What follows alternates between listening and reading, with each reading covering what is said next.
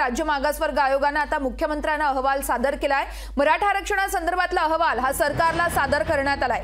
तर वेगाने सर्वेक्षण पूर्ण केल्याबद्दल टीमचे आभार देखील मुख्यमंत्र्यांनी मानल्यात। अहवाल मंत्रिमंडळ बैठकीसमोर ठेवला जाईल असं एकनाथ शिंदेंनी सांगितलंय।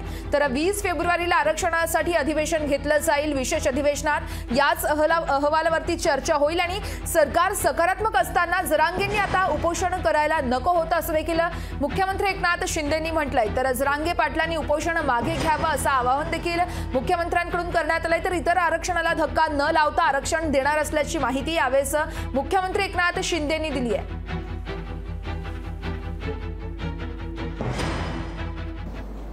सदर अहवाल मंत्रिमंडळाच्या बैठकीमध्ये ठेवला जाईल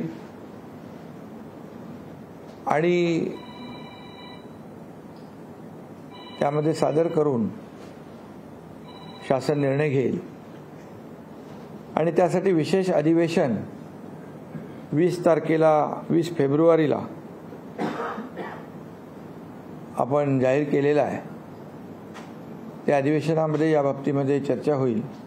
ज्याच्या जुन्या नोंदी कुणबी आहेत 1967 पूर्वीच्या, त्या जुन्या नोंदीचा कायदा आहे पूर्वीचा, आपण काय नवीन केलेला नाही आणि त्याप्रमाणे जुन्या नोंदी ज्या आहेत त्याचा वेगळा नियम आहे, कायदा आहे। आता हे मराठा आरक्षण जे आहे हे आरक्षण पूर्णपणे ज्यांना कुठल्याही नोंदी नाहीत आणि जे आपण पूर्वी मराठा समाजाला आरक्षण दिलं होतं त्याप्रमाणे हे आरक्षण देण्याचा निर्णय सरकारने घेतलेला आहे।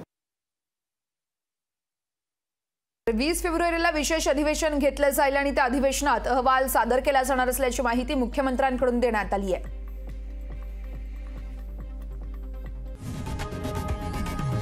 लोकशाही मराठी ऐका, पहा, जागरूक रहा।